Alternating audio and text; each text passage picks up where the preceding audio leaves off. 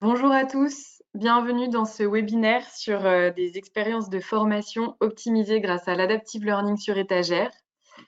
Merci pour votre ponctualité. On va attendre un petit peu au cas où tout le monde ne soit pas aussi ponctuel que vous pour qu'ils aient le temps de nous rejoindre, pardon, et on commencera dans 2 minutes.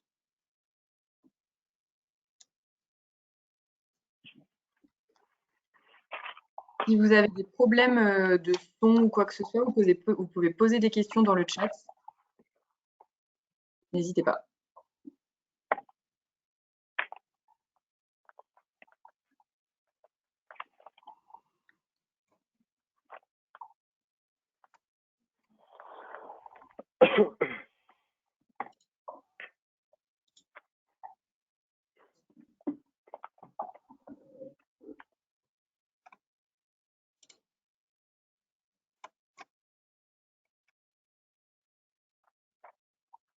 Bienvenue à ceux qui nous rejoignent.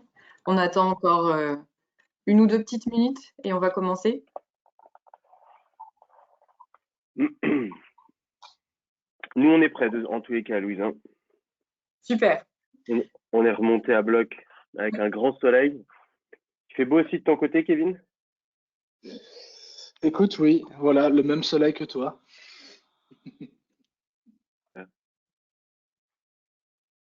Ça change. Il faut en profiter surtout. J'ai vu que ce week-end, c'était cata. Ouais.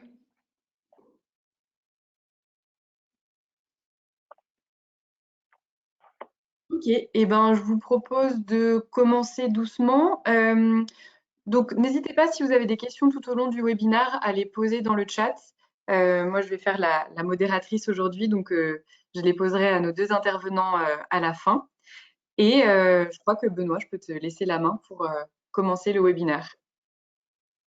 Eh bien, je te remercie et je remercie tout le monde en effet pour leur ponctualité et pour leur présence ici. On a préparé ce webinaire avec Kevin autour d'une thématique qui, je pense, vous parlera, et si ce n'est pas encore le cas, qui, j'espère, vous parlera quand on aura terminé notre heure de discussion. Donc, l'idée, c'est de parler des expériences de formation optimisées grâce à l'adaptive learning sur étagère. On a bien mis en gras les sujets sur lesquels on voulait finalement mettre l'accent ce matin. La notion d'expérience, la notion d'optimisation, une technologie, donc celle de l'adaptive learning dont on entend parler depuis déjà pas mal d'années, et avec cette, j'ai envie de dire, cette révolution ou cette évolution, cette notion de dire que l'adaptive learning est sur étagère.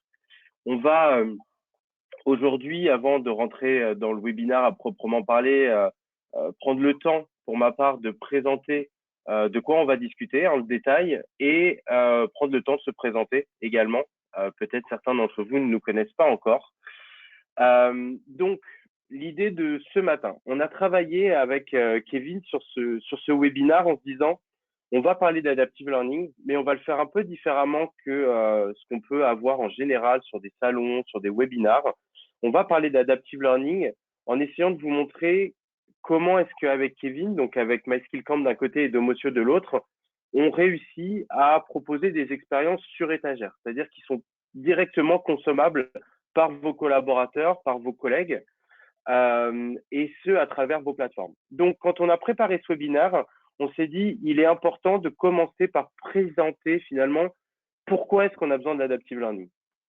Et ensuite, on s'est dit, bon, bah, OK, mais l'adaptive learning, on en parle, c'est quoi les challenges qui sont liés à cet adaptive learning? Quels sont les prérequis finalement de l'adaptive learning? Et pour vous montrer pourquoi est-ce qu'on a besoin de l'adaptive learning, qu'est-ce qu'il faut pour faire fonctionner l'adaptive learning, on s'est dit, bah voilà, on va arriver avec la combinaison de nos deux forces, de nos deux expertises, pour vous proposer des expériences sur étagère. Et en préparant ce webinaire-là, c'est marrant, je ne sais pas si c'est parce que Kevin est près de la frontière belge et Benoît côté Paris et que quand on doit se retrouver, on prend le train. Mais il y a cette histoire de prendre le train qui est venue et qui va nous suivre tout au long du webinaire. Et vous allez voir, en fait, on va vous expliquer avec peut-être un parcours que vous connaissez, celui de SNCF Connect et du train, bah, comment est-ce qu'on peut faire un parallèle avec le LND, avec les enjeux du LND et avec l'adaptive learning et finir finalement par dire, bon, bah, vous prenez le train avec nous, on fait vos valises et on y va. Donc, 4 grands temps forts qu'on va prendre le temps de dérouler ce matin. On va prendre le temps de discuter, on a le temps, on a la chance d'avoir 40 minutes ensemble et 15 minutes de questions-réponses. Donc, comme précisait Louise, n'hésitez pas à poser vos questions. Louise va, au long du webinaire, récupérer vos questions et on les abordera dans un deuxième temps. Voilà.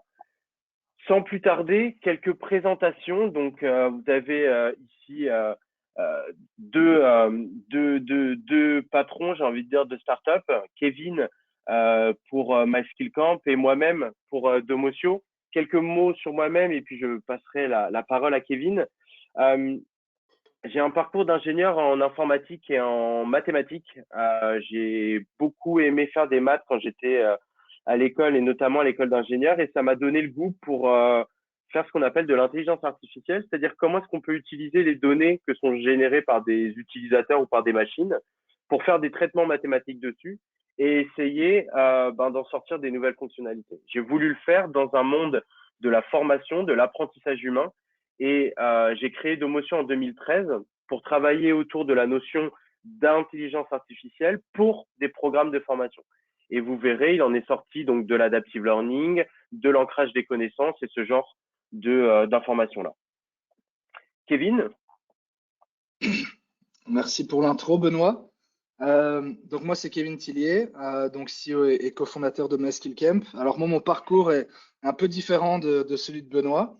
Moi, j'ai fait des études pour devenir prof de langue et j'ai été recruté en fait le premier jour, enfin le 1er septembre, avec bien évidemment aucun contenu à ma disposition, vu que j'avais passé l'été à voyager pendant que mes collègues ou futurs collègues, eux, préparaient leurs cours pour la rentrée. Et comme on peut l'imaginer dans l'éducation, eh ben, c'est un petit peu voilà, la guerre des contenus. J'ai passé 2 mois à les créer, donc je ne vais pas te prémâcher le travail. Voilà un petit peu de temps d'avance, mais après, débrouille-toi. Voilà les thématiques, et après, tu te débrouilles, tu crées ton propre contenu. Donc, comme j'avais pas le temps, mais que j'étais voilà, un geek, on va dire ça comme ça, j'ai commencé à regarder sur Internet toutes les sources de contenu que je pouvais exploiter avec mes élèves. Et donc, j'ai commencé à faire le mapping finalement de ce qui existait. Je me suis rendu compte que j'étais beaucoup plus, en tout cas, j'étais beaucoup plus rapide à délivrer du contenu. Il y avait plus de variété, mais il y avait quand même des challenges latents. C'était l'aspect curation. Donc finalement, comment est-ce qu'on automatise cette curation? Comment on fait cette indexation de tous ces contenus? Et c'est ce dont on va vous parler aujourd'hui avec Benoît. Et c'est ce qui t'a amené à créer donc MySkillCamp. Exact. Donc, MySkillCamp, à la base, donc on a développé un LMS. Donc, il nous fallait un outil pour agréger les contenus, pour faire la curation, pour les sélectionner, pour les préparer, pour les indexer. Et puis, on a développé notre propre plateforme pour délivrer ces contenus auprès de nos clients qui n'avaient pas de plateforme de formation.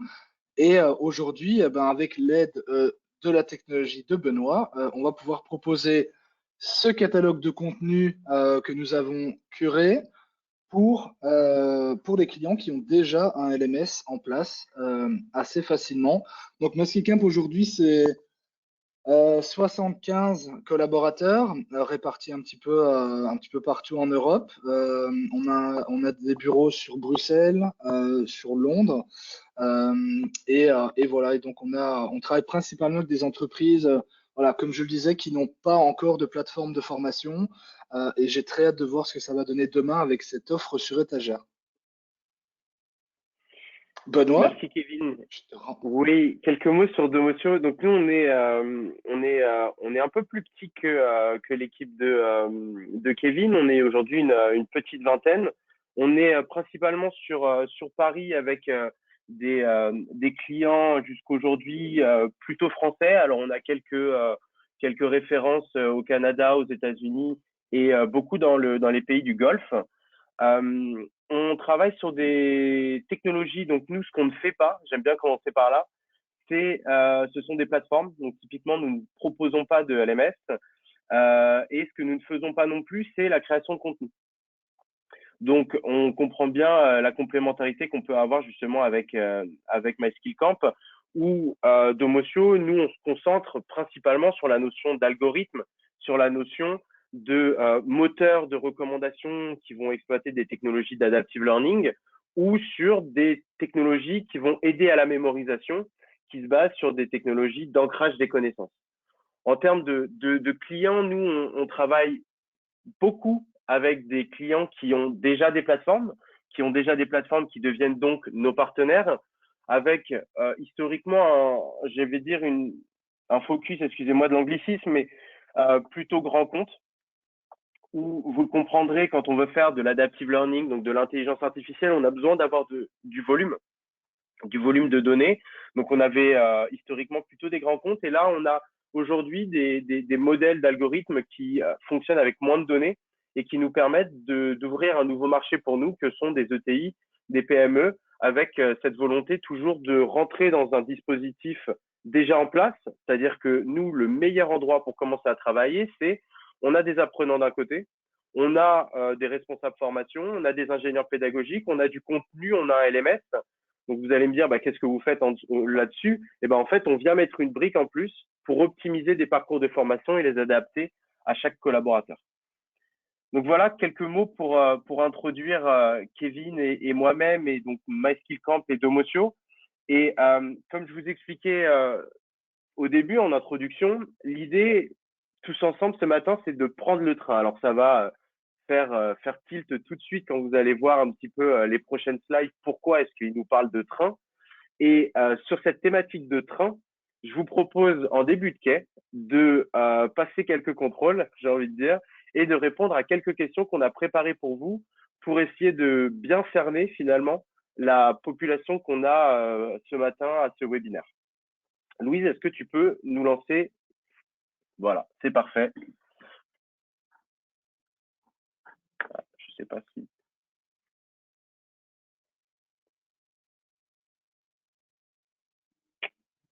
Est-ce que… Donc, Louise, tu as lancé le…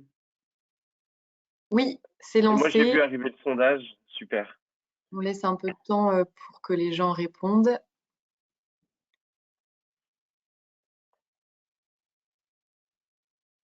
Peut-être, est-ce que tu peux nous lire cette première question? C'est pas que je m'en souvienne pas, mais comme moi, j'ai pas l'écran en face des yeux. Je ne vois pas. Donc, la première question, c'est: avez-vous un LMS dans votre organisation? Oui, non, ou je ne sais pas ce que c'est. On a 86% des personnes qui ont voté. On va laisser quelques secondes de plus avant d'arrêter le sondage. C'est vrai qu'aujourd'hui, le LMS est quand même un prérequis à une formation entre guillemets à distance. Alors j'ai envie de dire, le LMS est presque plus à la mode aujourd'hui. On va tous parler de LXP. Alors, hop, excusez-moi, je ne sais pas si ça change pour vous l'écran quand ça passe. Donc, Louise, le sondage est terminé. Tu peux nous présenter rapidement les résultats? Oui, le sondage est terminé. Donc, on a une nette majorité qui utilise un LMS, 92%. 8% n'utilisent pas et personne ne sait pas de quoi on parle. D'accord, c'est rassurant alors. C'était pas l'objectif de parler d'un LMS, donc c'est parfait si tout le monde a ce prérequis-là. On va dire qu'on a passé les passes sanitaires. Bon, blague à part, on est content de ne plus en avoir bientôt. On passe le billet de train. Tu as une autre question pour nous, Louise? Oui, c'est lancé. Utilisez-vous du contenu sur étagère? Oui, non ou pas encore? Pareil, on vous laisse quelques secondes pour répondre.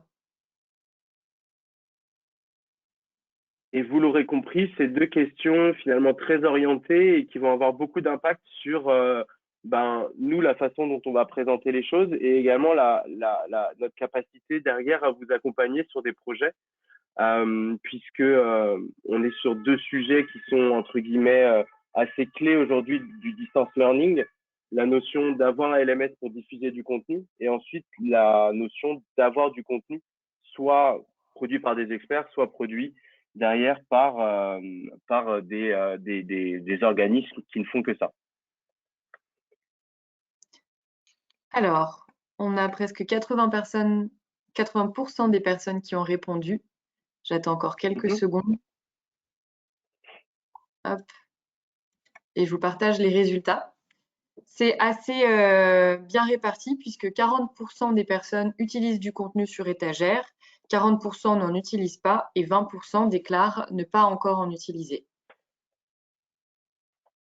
D'accord. Donc ça, c'est en effet super intéressant. Kevin, tu veux rebondir par rapport à ça?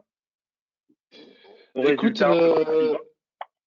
ouais, non, mais je suis très content des résultats et je pense que ça va ouvrir pas mal de discussions, surtout sur la partie contenu sur étagère, parce que c'est clair que, voilà, j'espère qu'après ce webinaire, vous aurez un nouvel angle d'attaque sur l'approche des contenus sur étagère à imbriquer ou à importer dans votre LMS, parce que avoir une stratégie, c'est primordial. Et voilà, donc très content de ce que j'ai vu comme résultat. Très bien. Alors, bon, cette fois-ci, on est prêt, on embarque. Ce que je vous propose, c'est donc de prendre le train. Et en général, quand on prend le train, on se rend plus forcément compte de tout le travail en amont qui a été réalisé pour pouvoir prendre sereinement le train. Et par là, j'entends, c'est pas seulement entre guillemets s'asseoir et prendre un café et attendre que ça se passe. C'est, comme tu le disais, Kevin, une notion de stratégie. À un moment donné, si je prends le train, c'est parce que je veux aller quelque part. Si j'ai pris celui-là, c'est parce que on m'a conseillé de prendre celui-là. Et derrière, si j'ai pris celui-là, c'est parce que je m'attends à arriver là où je voulais arriver. Et c'est justement le chemin qu'on va vous proposer de faire avec nous, en commençant par un petit constat. Et Kevin, je te laisse faire ta plus belle tête effrayée devant cette carte. Effectivement, merci Benoît. Donc voilà, je pense que la carte de la France est assez grande.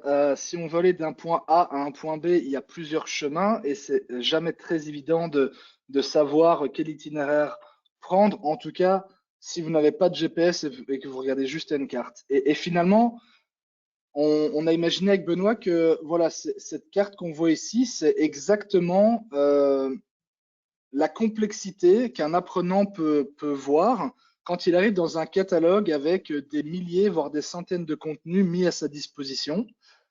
On peut aussi représenter cette carte par finalement une offre de formation qui pourrait être déstructurée. Quand je dis déstructurée, ça pourrait par exemple être j'ai mon LMS, mais j'ai un lien qui me redirige sur une autre plateforme sur laquelle le contenu d'un éditeur est hébergé. Donc finalement, les apprenants se retrouvent avec deux catalogues. Euh, on peut aussi très bien imaginer que voilà, si vous n'avez pas encore d'LMS, ben, finalement, à l'heure actuelle, vous avez peut-être un catalogue PDF, un catalogue Excel.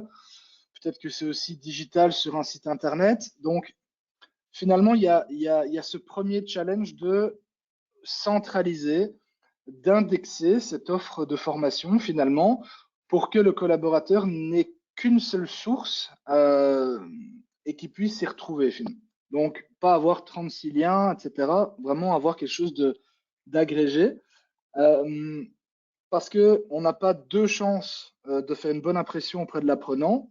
Et c'est très facile de faire demi-tour quand on s'est trompé de chemin, ou c'est très facile d'être découragé quand on arrive au bout et que finalement, ce n'était pas la destination qu'on voulait atteindre. Euh, et donc, ce travail d'organiser votre catalogue et de le centraliser est plus que primordial pour démarrer voilà, ce parcours finalement qui va permettre à vos collaborateurs de trouver à un seul endroit les bons contenus. Benoît, est-ce que tu souhaites ajouter quelque chose Oui, sur cette carte? ouais, bien sûr. J'allais dire pour les participants, si vous avez déjà connu ou reconnu cette situation dans vos expériences professionnelles, n'hésitez pas à faire un petit commentaire. Euh, Moi, ce qui me fait sourire, c'est que je pense que tout au long de notre carrière, qu'on ait été à un moment donné sur des fonctions RH, des fonctions de formation, ou soi-même dans sa pratique quotidienne, si on est manager, etc., on a forcément été voilà, en face d'un catalogue de formation qui est très très riche, qui est génial, mais dans lequel on ne sait pas par où démarrer, on ne sait pas par quel bout prendre. Moi, j'ai souvent, je suis beaucoup avec des clients en ce moment qui me parlent du rôle du manager. Toi, tu viens de parler, Kevin, beaucoup du rôle de l'apprenant et de son désespoir en face d'un catalogue de formation où il sait que, bon, à la limite, il a du temps et que ce serait bien qu'il en investisse un peu sur une thématique en particulier. Moi, j'ai beaucoup de clients en ce moment qui se posent la question du rôle du manager, de le mettre en accompagnateur, en facilitateur de la montée en compétence de son collaborateur. Et pour lui, c'est pareil. Je pense que pour un manager, c'est dans sa pratique et dans ses capacités d'estimer un petit peu le niveau ou ce qui va pêcher pour un de ses collaborateurs. Et sauf que le problème, c'est que le dernier mètre est complexe à faire parce que si je sais que voilà, c'est là-dessus, sur cette posture-là ou sur cette connaissance métier-là qu'il faudrait que tu te développes, bah derrière, le manager, il a beaucoup de mal aujourd'hui à trouver la bonne formation à proposer à son collaborateur. Qu'est-ce qui se passe en général? Bon, bah allez, tu vas aller faire un cours d'anglais. Je caricature, mais c'est complexe cette notion de catalogue de formation. Et je préciserai pas que pour l'apprenant, mais aussi pour le manager, aussi pour le responsable formation, l'ingénieur pédagogique qui veut faire le parcours de formation qui répond au mieux aux besoins de ses collaborateurs et qui ne sait pas forcément par où démarrer. Ces questions-là, on se les est posées avec Kevin quand on a préparé ce webinaire et on s'est dit, avec une petite pointe d'humour, bon, si on devait résumer en 3 grands points, finalement, la frustration qu'on a devant un catalogue de formation comme ça. On les résumerait comme ça. Donc, 3 points. La notion de destination. J'ai mis à chaque fois une petite pointe d'humour. La question de la destination, c'est un petit peu justement celle du manager ou de l'apprenant qui est face à un constat. Bon, bah ça, je sais pas faire. Il faudrait que je me forme dessus. Bon, voilà. En gros, je sais que je dois aller dans le sud. Je regarde la carte et à la limite, je choisis une ligne qui descend. Bon, manque de pause. Si je voulais aller à Saint-Raphaël, je vais peut-être me trouver à Osgore. C'est pas plus mal non plus. Mais on comprend bien que la question de la destination est quand même super importante et fondamentale pour trouver, entre guillemets, le bon train qui va nous amener au bon endroit. Et ensuite, une fois qu'on a parlé de la destination, bah, il faut parler de l'itinéraire. Parce que si on veut arriver à Saint-Raphaël, on a la possibilité, et ben, si on fait le bon choix, de prendre le TGV qui va directement ou bien de passer par Brest. Et la petite pointe d'humour derrière, c'est pour toutes les personnes qui habitent ou qui ont dû passer un jour par Clermont-Ferrand, par exemple, en venant de Valence ou je crois qu'en plus ça existe de Valence, mais de Marseille, par exemple, il faut presque repasser par Paris pour aller plus rapidement jusqu'à Clermont-Ferrand. Donc, on a cette notion d'itinéraire qui est super intéressante et importante à se poser. Une fois qu'on a la destination, c'est comment est-ce que j'y vais? Quel est le parcours qui me propose le moins de temps et peut-être un budget le plus intéressant. Et une fois qu'on s'est posé déjà ces 2 questions-là, qui sont quand même assez fondamentales, donc où est-ce que je vais et comment est-ce que j'y vais, la question c'est, est-ce que je suis bien arrivé? Est-ce que je suis bien là où je voulais aller? Et parfois, on se dit, bon, bah, je mets 3h30 pour aller à Marseille. Par contre, le petit TER qui m'emmène à 30 km de chez moi, j'ai mis 10 heures pour le faire. Je sais pas si ça vous est déjà arrivé, mais pour faire, par exemple, un Toulouse, Poitiers, ça va prendre beaucoup plus de temps que pour faire un Paris-Marseille. Donc, ces 3 notions de où est-ce que je vais, comment est-ce que j'y vais et est-ce que je suis bien arrivé à la fin. Et avec entre guillemets, cette analogie au train, ben, nous, on veut en fait vous le projeter dans une notion de LND. Et vous l'aurez compris, la notion du train, nous, c'est la montée en compétence du collaborateur. La notion du réseau ferré, c'est la notion d'un catalogue de contenu. Et derrière, le fait de trouver le bon itinéraire, c'est d'un côté de l'adaptive learning ou des technologies qui vont nous aider à trouver le bon chemin. Et derrière l'arrivée, ce sont des indicateurs de pilotage. Et c'est ce qu'on va justement illustrer tout de suite avec chacun des 3 points qu'on va détailler. Et Kevin, je te laisse détailler le premier, la question de la destination. Super, merci Benoît. Voilà, donc je ne sais pas si vous avez vu récemment, la SNCF a changé son site et je ne sais pas si c'est de l'adaptive en tout cas derrière, mais ils ont fait un énorme travail d'indexation et de proposer une seule barre de recherche où vous pouvez taper n'importe quoi, une destination, une demande. Voilà, il y a plus de liberté, de possibilités avec cette barre de recherche qui, honnêtement, l'ayant essayé moi-même, change quand même beaucoup l'expérience utilisateur. Et ben, en fait, cette expérience que la SNCF a mis un certain temps à proposer, mais ils ont quand même le mérite de l'avoir fait. Eh ben, dans MySkillCamp, c'est exactement ce même principe que nous avons appliqué au contenu de formation. Alors, on peut trouver du contenu en cherchant directement un titre, mais on peut aussi chercher du contenu en tapant un métier, une compétence, et c'est tout ce travail d'indexation de vos contenus internes, de vos contenus externes, que vous achetez du contenu chez Exos, Good Habits, LinkedIn Learning, Coursera.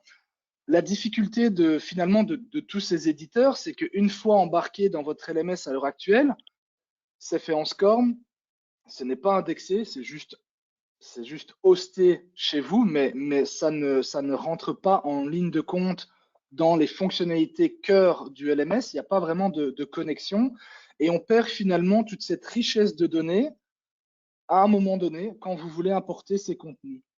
Et c'est ce que chez MySkillCamp, on a voulu résoudre. C'est finalement, peu importe les contenus, peu importe que ce soit vos contenus internes, externes, des ressources gratuites, des vidéos YouTube, voilà, il existe des contenus externes payants ou gratuits qui sont très bien. Eh ben, on a fait ce travail qualitatif de centraliser sur un seul référentiel de compétences commun que nous avons créé chez MySkillCamp et que vous pouvez enrichir au fur et à mesure. Mais donc, cette expérience à la fois pour l'apprenant, pour le manager, hein, le manager, effectivement, hyper important dans la montée en compétences pour engager le collaborateur, pour être au plus proche de lui et faciliter cette recherche.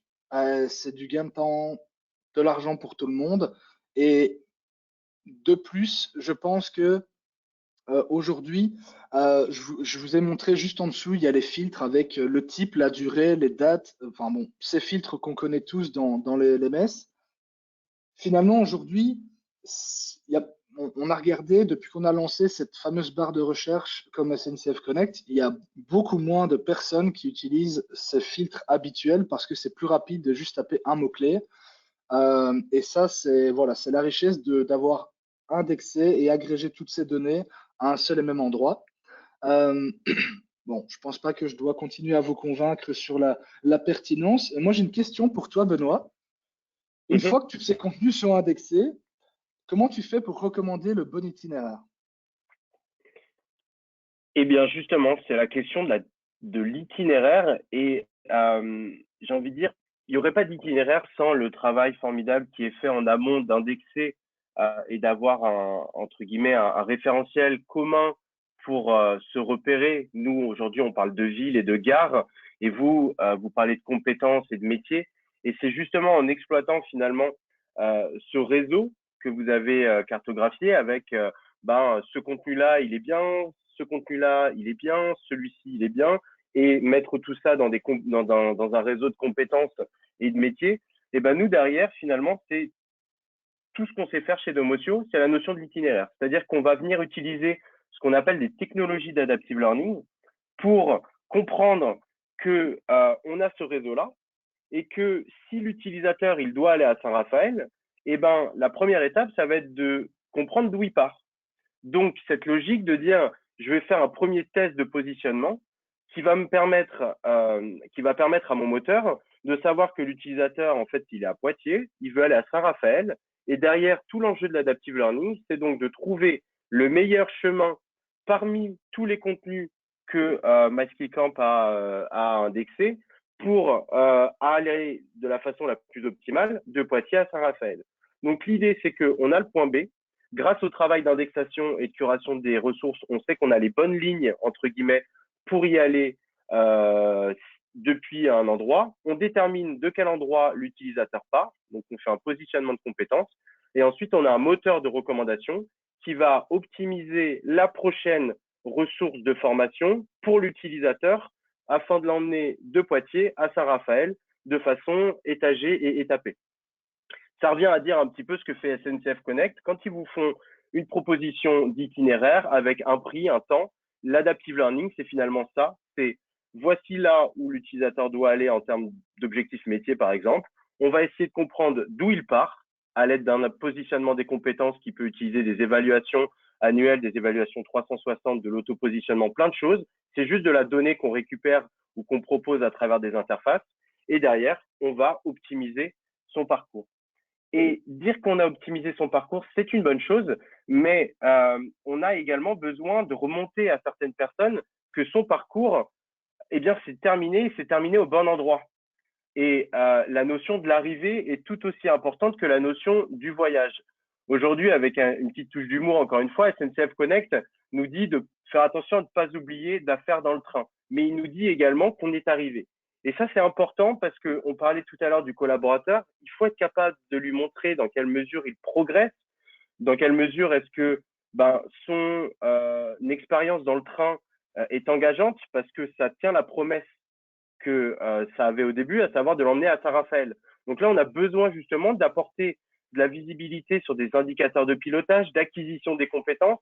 Également, le fait de dire, une fois que tu es arrivé, je vais te proposer des services qui vont te permettre de bien vivre à Saint-Raphaël. Donc typiquement, de la notion d'ancrage des connaissances, qui est un outil très puissant pour aider la mémorisation du collaborateur et faciliter le fait de mettre ce qu'il a appris en formation sur le terrain, donc grâce à des petites piqûres de rappel.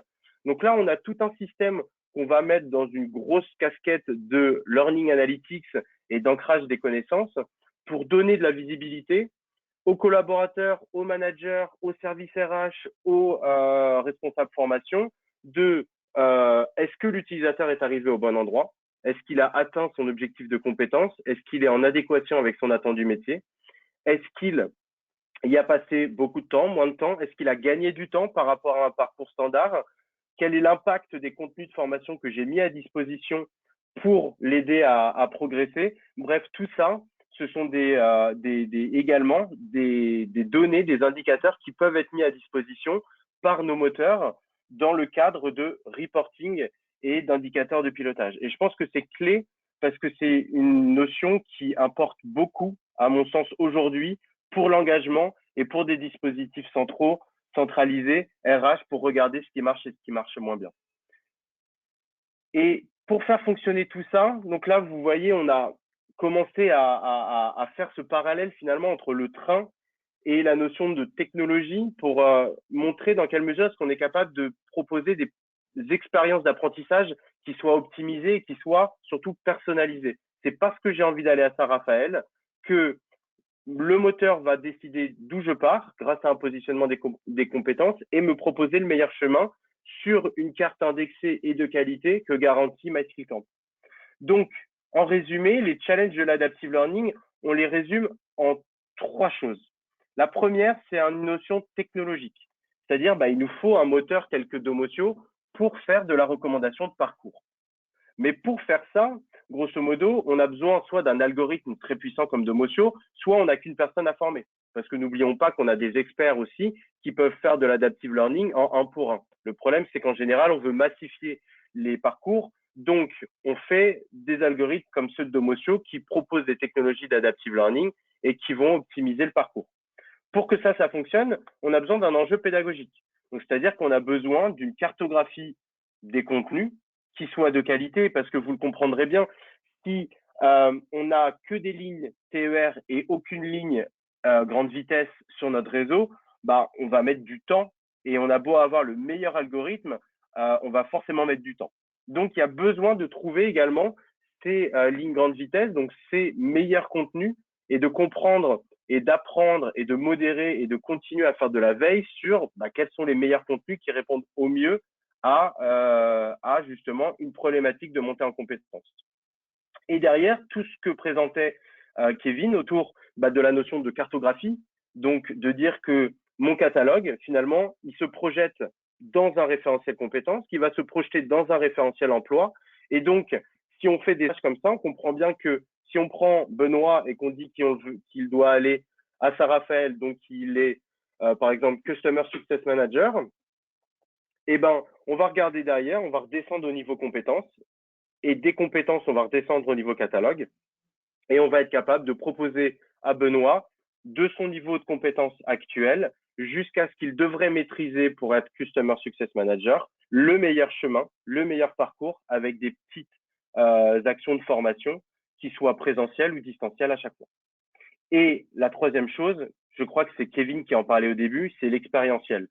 On a beau avoir la meilleure technologie possible, si dans le TEGV ça sentait pas bon, si c'était toujours en retard, petit clin d'œil, on aurait abandonné le train. Donc, on a besoin néanmoins d'avoir quelque chose qui soit simple à utiliser et qui rentre surtout, qu'est-ce que je veux dire simple à utiliser? C'est qui rentre dans les pratiques des utilisateurs finaux. Donc, ça veut dire être intégré dans un LMS, ça veut dire être intégré dans des processus de gestion et de gouvernance de systèmes d'inscription, de systèmes de référentiels de compétences, etc. Et donc ça, c'est vraiment super important. Et ce que je vous présentais au début, c'était donc ce que je vous proposais en fait au début, c'était de démarrer ce chemin ensemble. J'espère que vous nous suivez et vous n'êtes pas en train de vous dire waouh, dis donc qu'est-ce qu'ils ont fumé. Moi, ça me paraissait vraiment super naturel de faire ce parallèle entre le train et les problématiques du L&D. Et je trouvais que c'était très imagé et ça a enlevé un petit peu le discours technocratique que peut avoir parfois l'adaptive learning où on dit non, c'est super complexe et il faut plein de données. Et à côté de ça, la notion de curation, ouais, c'est super complexe, il y a trop de sources, on s'y sort pas. Donc vraiment d'essayer de vous donner une sorte de parallèle auquel vous raccrochez en disant non mais en fait voilà, c'est ça, j'ai compris. Et en effet, c'est pas si compliqué que ça. Il y a des prérequis qui sont là, mais c'est pas si complexe que ça. Et c'est justement le message qu'on veut vous porter aujourd'hui. C'est dans une dernière section, vous proposez entre guillemets de faire les valises tous ensemble, parce que les trois prérequis, les trois challenges de l'adaptive learning que je viens de vous présenter juste avant, eh ben, vous l'aurez compris tout au long de notre énoncé. En fait, quand on fait l'association entre quelqu'un un acteur reconnu qui fait du contenu de qualité avec cette indexation et cette capacité à aller chercher plusieurs agrégateurs et à faire tout ce travail-là de curation pour vous et un algorithme derrière qui vient dedans, eh ben, on est capable de faire ensemble les valises. Et c'était, Kevin, ce que tu voulais préciser et présenter in fine comme étant notre proposition finalement. Tout à fait, tout à fait. Je pense que voilà, en tout cas, on veut servir au mieux tant les collaborateurs que les entreprises avec des formations qui sont individualisées et impactantes, parce que trop souvent, voilà, même si on propose aujourd'hui un catalogue avec 300 000 contenus, il y a vraiment un shift dans le marché, un changement de qualité versus quantité, même si c'est très bien d'avoir beaucoup, mais c'est pas servir en tout cas ni votre organisation ni l'utilisateur final. Et donc arriver finalement avec une approche par les compétences, vous demandez quels sont vos challenges cette année, quels sont vos gros projets en matière de formation et attaquer du coup votre problématique en arrivant avec voilà, des référentiels qui sont déjà sur étagère que vous pouvez adapter, mais où 75%, 90% du travail a déjà été fait avec certains de nos experts, et puis des experts externes aussi qu'on a mandatés. Et finalement, les contenus sont là. Et ça amène aussi à changer le mindset de, mais finalement, quel est le partenaire de fournisseurs externes dont j'ai besoin, et plutôt se dire, bah non, ce qui compte, c'est d'abord les compétences visées, et puis en découleront les providers qui sont les plus à même de proposer les contenus de qualité. Donc, on a aussi ce changement de, finalement, si vous avez besoin de 5 providers pour combler le manque en compétences de vos collaborateurs, bah, il en faut 5. Mais si je viens chez vous et je vous dis, tiens, je vous propose 5 partenaires, vous allez me dire, non, un, ça suffit. Mais en fait, non, ça suffit peut-être pas. Donc, il y a moyen d'optimiser tout ça et de changer la vision des choses en partant par l'approche par les compétences et pas le contenu. Benoît, si tu veux rajouter là-dessus, n'hésite pas. Ouais, je suis complètement en phase avec toi. C'est vrai qu'à chaque fois qu'on en parle, et puis bon, on a fait quelques répétitions, et puis à chaque fois que je t'entends dire ça, c'est vrai que pour moi, c'est un changement de paradigme qui est nécessaire, et je le vois de plus en plus chez mes clients, c'est-à-dire que on n'achète plus ou on met plus à disposition des contenus, on achète ou on met à disposition des expériences pour monter en compétences.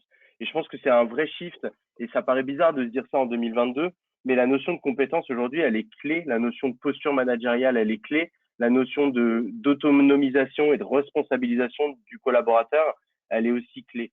Et moi, c'est ce que j'ai vraiment adoré dans cette démarche pédagogique d'aller chercher le meilleur chez plusieurs providers de contenu. Et après, reste cette question de, OK, mais si on est en train de dire que le meilleur contenu pour ce périmètre métier-là, ben, il est un peu là, un peu là, un peu là, un peu là, ben, c'est là tout l'enjeu et la difficulté aussi de se dire, oui, mais on va pas demander à l'utilisateur de créer 10 comptes et de devoir basculer de l'un et de l'autre. Et c'est justement ce que tu proposes à travers Maskellcamp avec cette logique de single sign-on. Et c'est là où on va ensemble un poil plus loin, voire même un gros poil plus loin, c'est-à-dire qu'en gros, on propose ces expériences en adaptive learning directement dans le LMS de nos clients. C'est-à-dire que on prend le contenu de Maskellcamp avec toutes les indexations qui vont bien, etc. On met un moteur Domotio dessus, on impacte ça dans une activité d'apprentissage qu'on dépose sur un LMS et comme ça, les utilisateurs, ils rentrent, ils font leur positionnement, ils font des suggestions et derrière, on peut suivre toute cette logique de montée en compétence. Donc, c'est ce qu'on voulait vous dire ici aujourd'hui, c'était que, en fait, quand on préparait ce partenariat avec Kevin, c'était de dire, voilà, on veut arriver avec un truc tout en un sur étagère qui répond à des problématiques très opérationnelles parce que demain, c'est sur étagère, c'est-à-dire que c'est un clic et on y va et c'est rentré dans le LMS, donc c'est les mêmes process d'inscription, etc., que ce que vous avez l'habitude de faire. Donc, on est sur une réponse très opérationnelle et très directe. Benoît, si je peux rajouter quelque chose, Oui, je trouve s'il te plaît. qui est important parce qu'on parle beaucoup des contenus e-learning, etc. Mais j'ai eu la chance dernièrement de présenter justement l'association Domotio Maskellcamp chez un client. Et ils ont une problématique, c'est, bon, ils ont recommencé à faire quelques formations présentielles, mais beaucoup de webinaires. Et le taux de participation au webinaire, enfin, formation en visio, il y a des personnes qui quittent soudainement et se sont demandé pourquoi. En fait, c'est très difficile pour les équipes LND de filtrer les niveaux de compétences avant un événement présentiel ou une visioconférence. Et ce qu'on a proposé finalement, c'est avec ce moteur Adaptive Learning, comme il y a cet assessment, l'algorithme derrière, que ce soit des contenus sur étagère ou des contenus des formations que vous proposez en interne, on est capable de suggérer ou de dire à l'apprenant, et ça c'est très fort, cette formation présentielle, tu dois y aller parce que tu n'as pas le niveau requis. Et donc d'optimiser aussi le nombre de personnes qui vont en formation, le taux de satisfaction, parce qu'on sait très bien que avant, mais je pense aussi aujourd'hui, des formations présentielles ou quand il y a un formateur, on peut ne pas être satisfait. Et des fois, c'est à cause, voilà, le niveau était trop faible, le niveau était trop élevé. Et ça, c'est hyper intéressant parce qu'il y a vraiment cette association du présentiel ou du synchrone asynchrone, donc voilà, le côté blended learning. Donc ça aussi, gardez-le en tête si vous avez ces challenges en interne. Ouais. Et c'est un petit peu aussi ce que vous faites sur la plateforme avec tous ces contenus qui sont parfois même gratuits et qui agrègent différents providers. Yes. Vous avez des Donc, formations présentielles ou pas? on a certains partenaires qui proposent leur contenu leur contenu e-learning, ils le proposent en formule blended, soit avec du présentiel ou de la visio. C'est le cas des formations en langue, au management, etc. Voilà, donc chez Maskellcamp, j'ai mis un petit shopping ici. Vous avez donc la possibilité d'acheter directement les contenus chez nous. Vous n'êtes pas obligé d'aller toquer à la porte de tous les partenaires. Et d'ailleurs, ça ne sert à rien de le faire parce que vous n'êtes pas certain que les contenus qu'ils proposent sont en alignement avec les compétences que vous souhaitez développer ou faire développer en interne. Donc, en ayant cette approche par les compétences, finalement, on va vous recommander les meilleurs partenaires. Vous pouvez directement les acheter chez nous. Donc, optimisation du budget, le mapping des compétences est fait. Vous pouvez l'influencer, le modifier, mais la plupart des entreprises que nous accompagnons ont déjà un référentiel, mais souhaitent être accompagnées, ne sont pas toutes matures là-dedans. Plus le groupe est grand, plus les entités aussi ont leur propre référentiel. Donc, c'est difficile d'avoir quelque chose finalement qui est en commun. Donc, on fait ce travail-là avec vous. On a des experts qui font la curation. Donc, une fois que les compétences ont été identifiées, c'est eux qui vont faire le travail de sélection, de présentation des partenaires. Vous allez pouvoir les tester. Bon, parce que forcément, il y a aussi plusieurs, on va dire, allez, il y a plusieurs critères comme les langues que vous souhaitez proposer, aussi le format, que ce soit de la vidéo, du podcast, etc. Donc, on a tout ça. Voilà, donc chez nous, vous ne nous occupez de rien, on a tout centralisé et on fait ce travail et cette approche curative avec vous. Et c'est là-dessus que nous, on arrive avec Domotio pour exploiter ce référentiel-là avec les bons contenus au bon moment pour créer des expériences en adaptive learning ou des expériences en ancrage des connaissances qui vont exploiter directement vos catalogues de formation déjà curés, modérés et mis à jour. Et donc, typiquement, un parcours classique qui va mettre en avant la combinaison entre MySkillCamp et Domotio, c'est finalement une activité, une expérience en adaptive learning où je vais avoir soit un programme d'onboarding, soit un périmètre métier, soit un objectif de compétences qui va proposer sur votre LMS. Donc, c'est aussi simple que déposer un SCORM. Hop, je dépose cette expérience-là qui va tout intégrer en une seule, entre guillemets, expérience pour l'utilisateur, où il va pouvoir, réaliser un premier test de positionnement ou d'auto-positionnement pour savoir, il part de Poitiers. L'activité en entier, elle est configurée pour aller à Saint-Raphaël. Donc, on va prendre un Benoît et prendre un Kevin. Benoît part de Poitiers, Kevin de Tournai. Et l'adaptive learning va les faire arriver tous les deux à Saint-Raphaël à travers un parcours comme ça qu'on peut regarder ici de contenu de formation qui est du contenu mis à disposition par MySkillCamp sur des logiques de contenu curé, choisi avec un référentiel derrière. On va regarder la progression de l'utilisateur et au moment où il sera arrivé, entre guillemets, à Saint-Raphaël, tous les indicateurs seront au vert et remonteront au niveau de votre LMS ou de MySkillCamp si vous travaillez directement avec la plateforme pour avoir tout un nombre d'indicateurs pour vous aider à piloter tout ça. Et derrière, on a la possibilité également d'avoir une expérience en ancrage des connaissances sur la partie gauche, format mobile, pour poser des questions, pour s'assurer que l'utilisateur est toujours bien à Saint-Raphaël. Voilà, est-ce que tu as utilisé cette boulangerie? Elle est super bonne. Là, l'idée, c'est une petite question sur une thématique que tu as vue en formation pour t'aider à mémoriser. On est arrivé au bout de notre voyage en train. On a du temps pour des questions. Louise, est-ce que tu as pour nous quelques questions? Oui, beaucoup de questions dans le chat. Si je les rassemble, un certain nombre portent sur notamment l'intégration dans un LMS. Quelqu'un nous dit, si je comprends bien, l'expérience peut être menée sur n'importe quel LMS, pas forcément sur MySkillCamp. Et une autre personne nous demande, cette barre de recherche vient au-dessus d'un LMS existant? Point d'interrogation. Moi, je peux répondre à la première question. Vas-y. Tu viens de dire que tu me laissais la première? Exactement. Waouh, on est trop raccord. Oui, je veux bien prendre la première.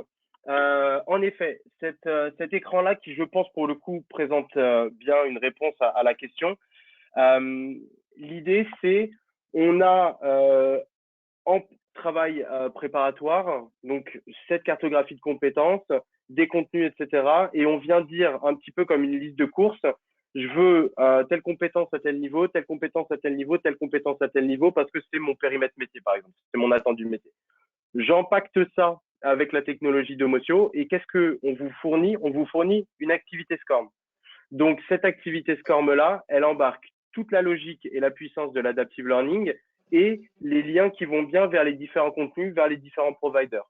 Donc, l'utilisateur, il reste dans son activité qui va lui proposer du positionnement, un parcours de recommandation de ressources vers des providers différents et la capacité de suivre sa progression à travers donc une activité SCORM. Donc, pour vous, de votre point de vue, c'est un paquet .zip, donc une activité SCORM que vous déposez et sur laquelle vous avez donc la compatibilité avec tous les LMS du marché et la possibilité d'utiliser vos process standards pour dire bon je vais descendre mes 3000 managers intermédiaires pour leur faire ce parcours-là.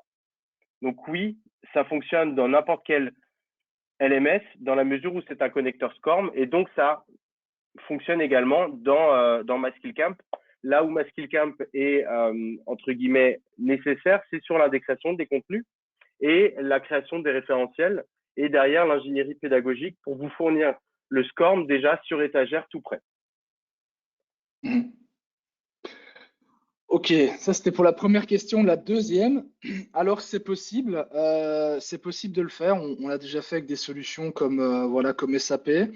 Donc là, l'idée, voilà, si vous avez déjà un LMS et que vous voulez avoir cette super barre de recherche, alors à ce moment-là, il faut qu'on indexe aussi les contenus qui viennent de votre LMS. C'est plus facile que d'indexer, de renvoyer tout enfin, on a plus de données à envoyer dans votre LMS que de données à récupérer, donc autant les récupérer de chez vous.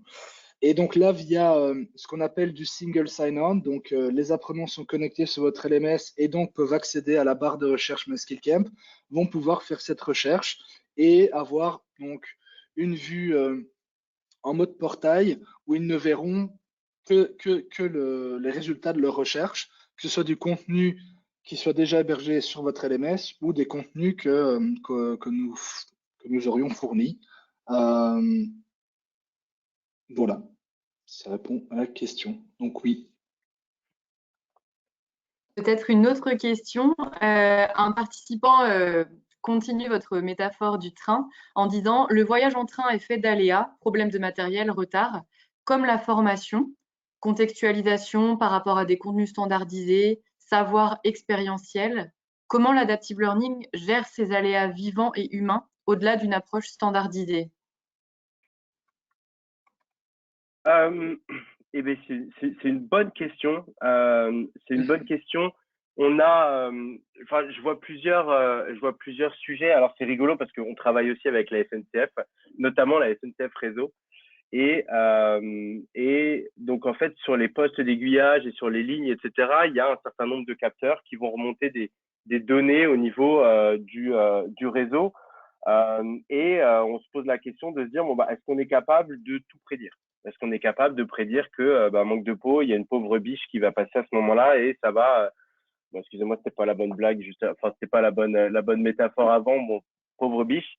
Mais en effet, il y a toujours des aléas, il y a toujours finalement des choses qu'on ne peut pas maîtriser. Alors, tant qu'on est dans de la question de logistique et des questions entre guillemets humaines et d'organisation, l'adaptive learning va pas forcément pouvoir bah, prendre en compte que telle salle n'est pas disponible parce qu'on n'a pas justement une remontée de données suffisante.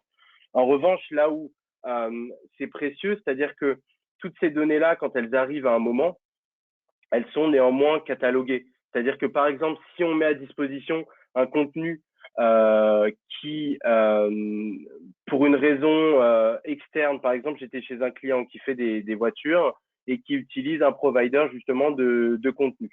Nous, on est branché sur leur environnement de learning et au bout d'un moment, on se rendait compte que bah, il n'y avait plus aucune donnée qui remontait. C'est-à-dire qu'en fait, il y avait chez ce provider-là une mauvaise configuration et les données des apprenants ne remontaient plus. Donc là, qu'est-ce qui est capable de faire l'adaptive learning? Ben, en fait, de remonter des alertes. C'est là où je vous disais que on a une logique également d'arrivée, c'est de dire au bout d'un moment, on a des indicateurs qu'on met à disposition d'humains et sur la base de ces indicateurs-là, on voit bien qu'il y a des problèmes sur certains contenus, sur certaines interfaces et qu'il y a des données qui potentiellement ne remontent pas. Donc, l'adaptive learning n'a pas réponse à tout et en général, l'adaptive learning, c'est une technologie, c'est-à-dire qu'en soi, il faut faire attention à ce qu'elle ne prenne pas de décision. Elle peut prendre des suggestions de parcours de formation, mais in fine, vous avez vu, on propose plusieurs actions et l'utilisateur, il choisit parmi les actions. On veut éviter le côté trop prédictif, pardon, trop prescriptif. Et c'est un petit peu la même chose, c'est-à-dire que quand on présente des indicateurs, c'est pour que des humains, des experts puissent avoir, entre guillemets, de la matière pour se poser les bonnes questions. Est-ce que ce contenu-là, je vois que pour la montée en compétences, il n'est pas très impactant. Ok, est-ce qu'on peut le revoir? Est-ce qu'on peut le changer? Est-ce qu'on peut demander à un ingénieur pédagogique de le reprendre? On peut également constater que on a très peu de données de remontée, donc peut-être que c'est un mauvais paramétrage d'un connecteur, ce genre de choses. Donc, pour résumer, excusez-moi, j'ai été un peu long, tout ce qui est, entre guillemets, des incidents, c'est très complexe de les anticiper. En revanche, ça laisse des traces et ces traces-là, elles peuvent être utilisées derrière dans le cadre de tableaux de bord pour voir que il y a des anomalies qu'on n'explique pas et dans ce cas-là, on demande à un ingénieur pédagogique ou à un responsable de formation de regarder ou alors à un manager. Si on voit qu'un utilisateur ne s'est pas du tout connecté, bah finalement, est-ce que c'est pas le rôle du manager de lui demander pourquoi est-ce qu'il l'a pas fait et de lui expliquer pourquoi est-ce qu'il devrait le faire? Merci Benoît. Une dernière question qui va peut-être plutôt concerner MySkillCamp. Euh, Quels sont les critères pour garantir la qualité d'un contenu de formation? Ouais, très bonne question aussi. Euh, donc chez nous, on a un process de sélection de nos partenaires où on a trois temps forts. La première, c'est donc avec notre équipe Learning, avec nos experts donc, qui font la curation. Et donc là, il y a une grille d'évaluation sur voilà, qui vont couvrir plusieurs champs. L'aspect pédagogique, la diversité des activités. Est-ce que les objectifs de la formation sont clairs? Est-ce que les activités sont diversifiées? Est-ce qu'il y a des quiz? Est-ce qu'il n'y a pas de quiz? Est-ce qu'il y a une certification? Pas de certification? Voilà, tout un premier check sur plutôt la qualité pédagogique, pas vraiment tant sur le contenu ou le contenant. Ensuite, on a une discussion technique, comment se fait l'indexation, l'intégration, etc. Il faut que ce soit facile, il faut que ce soit rapide et il faut que ce soit uniformisé en tout temps à chaque fois qu'on rajoute un nouveau partenaire. Ça, c'est l'étape 2. Et puis l'étape 3, la plus cruciale, donc tous nos clients, on leur propose on leur propose qu'ils proposent à leurs collaborateurs finalement de nous donner un échantillon d'apprenants, donc une dizaine d'apprenants par client. On les met dans un catalogue et ces bêta-testeurs vont donc pouvoir aller suivre pendant 14 jours les nouveaux partenaires qu'on a présélectionnés. Ils ont aussi une grille d'évaluation à remplir. Et puis, sur base du score, on accepte ou pas le partenaire dans notre catalogue. Voilà, donc il y a un process qui est cadré. Après, je pense, euh, je pense vraiment que il manquait cette brique finalement voilà, de recommandations parce qu'on peut avoir plein de contenus. Nous avons plein de contenus en leadership. Quel est le plus adapté pour l'apprenant final? Voilà. Ça, honnêtement, on n'est pas capable de répondre. On devrait faire du sur-mesure, du one-to-one, on devrait faire de l'adaptatif. Et c'est là où l'équipe de Monsieur répond tout à fait à cette problématique de voilà, individualisation. On le fait au niveau de l'entreprise par rapport à leurs besoins en compétences. Et puis ensuite, de Monsieur prend le relais pour le collaborateur. Si ça a du sens, tout ça. Écoute, ça en a pour moi. Je vois l'heure qui arrive. Louise, merci beaucoup d'avoir compilé les questions. J'espère que on y a bien répondu. Kevin, un grand merci pour ton Ouais, temps et merci pour pour l'organisation l'invitation. de ce webinaire que j'ai beaucoup apprécié travailler avec toi et j'espère que cette métaphore ou cette analogie du train est parlante pour pour ceux qui ont suivi ce webinaire. On a peut-être une dernière question, Louise, pour les participants. Petite question humoristique, vous l'aurez compris. Tu peux peut-être nous la lire, Louise? Oui. Penserez-vous à nous la prochaine fois que vous prendrez le train? Oui ou évidemment. Voilà, avec une réponse un petit peu biaisée. En tous les cas, voilà, un grand merci Kevin, un grand merci Louise pour l'organisation de ce webinaire. Ça a été super sympa. On vous quitte avec le soleil sur un très beau jeudi. Un grand merci à vous d'avoir suivi ce webinaire. Voilà, pas de retard. On aurait pu mettre le petit jingle. Il est 11h59, donc il n'y a pas de retard, mais un service après-vente activé. C'est-à-dire que voilà, n'hésitez pas à prendre contact avec nous, creuser certains sujets. On mettra à disposition, vous recevrez des mails automatiques en vous remerciant et en vous donnant l'enregistrement. On vous remercie encore une fois et on vous souhaite une très bonne journée, un très bon jeudi ensoleillé, j'espère, pour tout le monde. Merci à tout le monde. Merci Benoît, merci Louise. Merci tout le monde. Au revoir. Au revoir. Au revoir.